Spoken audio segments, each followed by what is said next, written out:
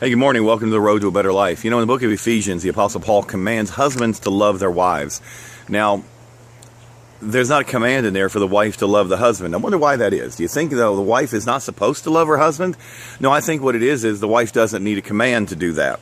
Husbands, though, we tend to get all wrapped up in other things, and because of our single-mindedness, women are created with the ability to multitask. They can multitask much better. We men, we are compartmentalizing everything in our life. We put all our nuts and bolts and screws and different sized nails in one of those little different drawers in that little cabinet in our toolbox. And in our life, we do the same thing. Everything's differently. 1976 has nothing to do with 1982, which has nothing to do with 1999, which has very little to do with 2013. But a woman, she takes all the little screws out of all the little drawers and throws it in a big pile. And what happened today is directly affected by what happened yesterday. And you can be walking into a mall, and all of a sudden that thing you did about a week ago comes up. Because that walk in the mall somehow is connected to it. Oh, yeah, wait a minute. You know what? I've been meaning to talk to you about this. And she begins to bring something up that happened 2 weeks ago. And you say, oh, my lands, what are you talking about?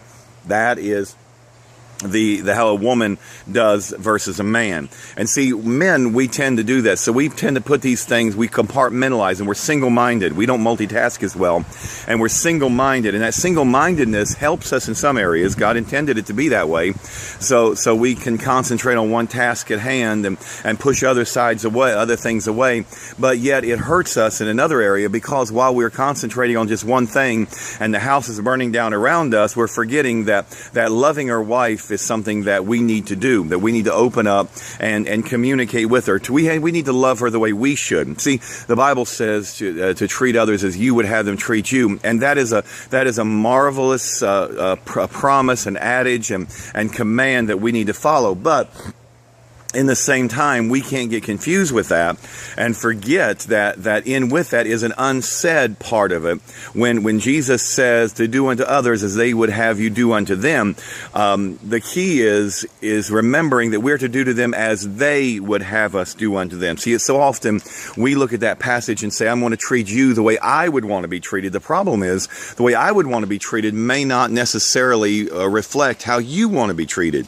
So in marriage, I have to remember that treating my spouse, my wife, the way I would want to be treated would be doing her a disservice. See, I need to treat her in the way she wants to be treated. There's an old story about two babies that laid in a nursery one day, and one little baby looked over to the other and said, "Are you a boy or are you a girl?" And the little baby said, "Hold on, let me look." And one baby lifted up the blanket and put the blanket back down and said, "I'm a boy." And the other baby said, "How do you know?" And he said, "Blue booties." Now you think about that.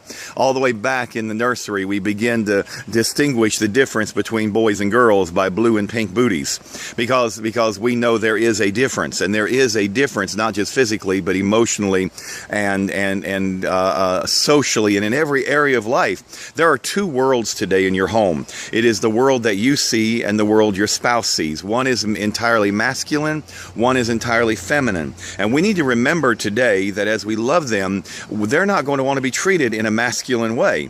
They're not, you can give your wife a bowling ball or a basketball for Christmas, and you may think that's pretty cool, but she may not like that one bit whatsoever. She may, but you follow what I'm saying. The train of thought here is not about the thing. That I guess I shouldn't even have mentioned that, because then somebody goes, "Well, I love a bowling ball." It's not what I'm talking about.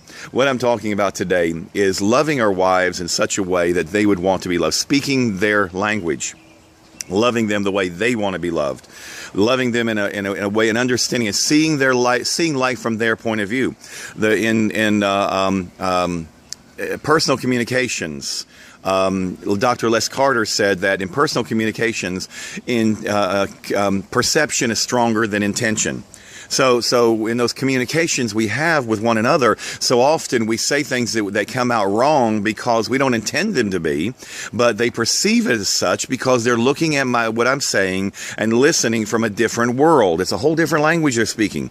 And so we say, "Well, I didn't mean it like that." And she says, "Well, that's how I perceived it. And it's because of how I did not take time to look at it from her perspective." Remember that in a marriage, communication is like light life is, like blood is to your body. You need blood in your body, and you need communication in your marriage and in your relationships. But to communicate, you have to see life from their point of view and speak their language. That's the interpreter that's in between you, their language. You say, oh, she doesn't understand what I'm saying, then find a way to speak their language. Husbands are commanded, because apparently we need it, to love their wives. So on the road to a better life, husbands, if you will love your wife the way you should, I promise you, you'll not have the issues that we have in other areas. God bless you, and we'll see you tomorrow on the road to a better life.